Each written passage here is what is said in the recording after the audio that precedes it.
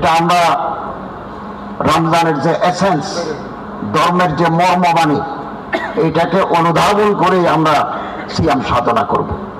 এতে করে আমরা সংযমী হব, আমাদের জীবনে বিভিন্ন বাঁকে পরিশুদ্ধি আসবে এবং একটা নৈতিকতার জাগরণ আমরা ঘটাতে পারব। আমাদের মধ্যে যে সুকুমার বৃত্তিগুলো আছে রমজানের সিয়াম সাধনার মাধ্যমে আমরা এগুলো জাগ্রত করতে পারব এবং আমাদের মধ্যে যে এভিল প্রভেন্সিটিস আছে এগুলোকে আমরা দমিয়ে রাখব এবং এই রমজানুল মুবারকে পবিত্র মাসে আমরা সম্প্রীতির বার্তা, ভ্রাতৃত্বের সৌরভ আমরা সমাজে ছড়িয়ে দেব। দেশ পরিচালনার দায়িত্ব পেলে লুটিপুটে খাওয়ার যে অশুভ মানসিকতা, এটা থেকে আমাদের বেরিয়ে আসতে হবে। রমজানকে সামনে রেখে কোনো প্রতিষ্ঠান পরিচালনার সুযোগ পেলে আমরা গাছের উপরেটাও খাই, তলাটাও কুড়াই। এটা দুর্ভাগ্যজনক। পৃথিবীর বহু দেশে এই কালচার নাই।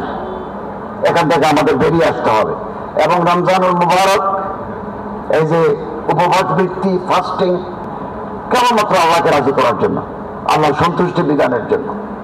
এবং কিনুল স্পিকার মহোদয় খুব চমৎকারভাবে এগুলো ব্যাখ্যা করেছেন।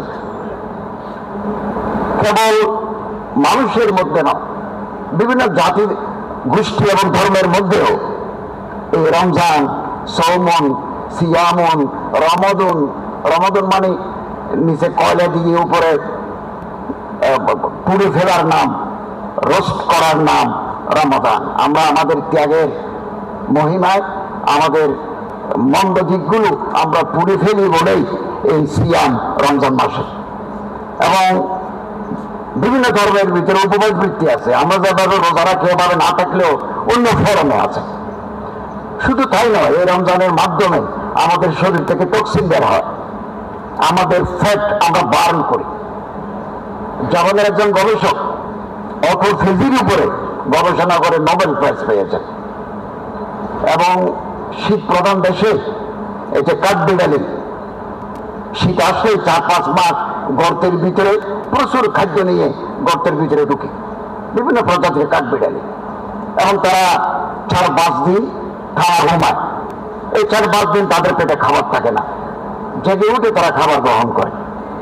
সাগরে যে রেড স্যামন আছে এগুলো 5000 কিলোমিটার দূরে গিয়ে সমুদ্রের মোহনায়, নদীর মোহনায় ডিম পায়।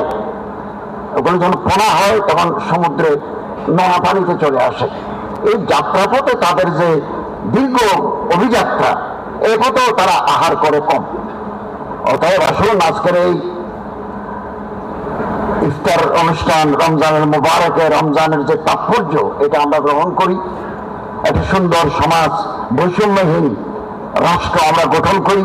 আল্লাহ তাআলা আমাদের তৌফিক এনায়েত করুন। আমিন। ওয়া আখিরু দাওয়ানা আলহামদুলিল্লাহি রাব্বিল আলামিন।